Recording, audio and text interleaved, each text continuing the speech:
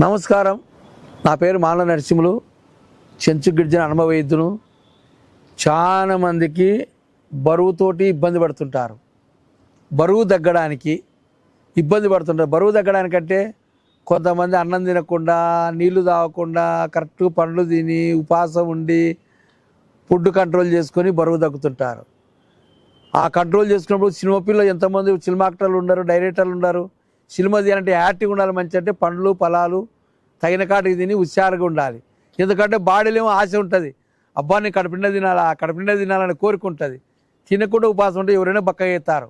మందు తినాల్సిన అవసరమే లేదు. నేను మందు తినకుండా కంట్రోల్కి మందు ఇచ్చేది కాకుండా విపరీతంగా అనవసరంగా తిని లావైపోయిన వైద్యం చెప్తున్నా. లావైపోయినప్పుడు పొట్ట ముందరికి ముడ్డి వెనక్కి విపరీతంగా అన్ని విధాల కోల్పోయి మనిషి ఇబ్బంది పడి తన బరువు తను మొయ్యలేక మనిషి వయసును బట్టి బరువు పెరగాల. 20 ఏళ్ళ వయసు ఉన్నప్పుడు 20 ఏళ్ళ వయసు ఉంటే 30 కేజీల తూకం ఉండాలి. 60 ఏళ్ళ వయసు వస్తే 60 కేజీల తూకం ఉండాలి. ఒక్క సంవత్సరానికి 1 కేజీ బరువు ఉండాలి.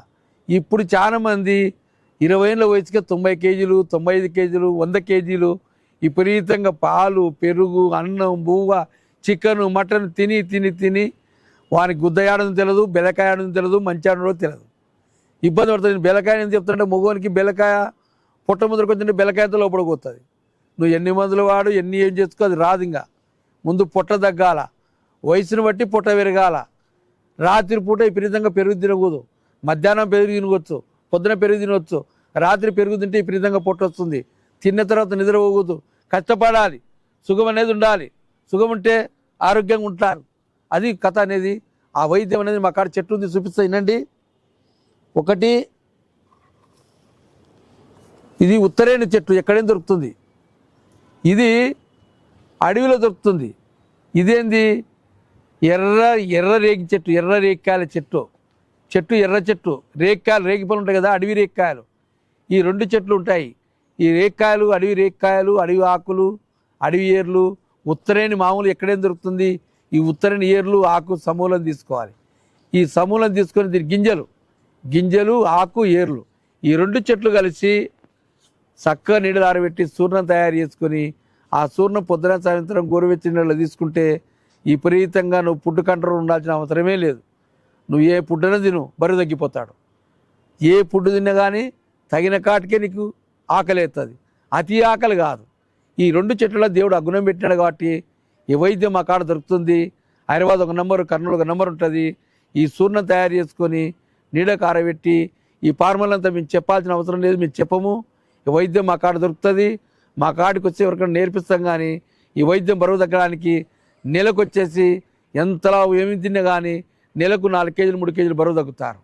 ఎందుకంటే ఆయుర్వేదానికి పథ్యము, మాటకు సత్యం ఉండి మన డాక్టర్ చెప్పినట్టు మనం చేసుకుంటే ఉపవాసం పెట్టాం. ఏమి తినాలి ఏం తినకూడదంటే మీరు ఖచ్చితంగా బరువు తగ్గుతారు. ఒక నెల ఒక మంచి చూడండి. బరువు ఉన్నోళ్ళు మీరు ఉపవాసం ఉండి అన్నం తినక నీళ్ళు తినక బరువు తగ్గేది కాదు. అన్నం తినకుండా నీళ్ళు తినకుండా బరువు తగ్గుతారు. మళ్ళీ అన్నము నీళ్ళు అన్ని తింటే మళ్ళీ బరువు పెరుగుతారు.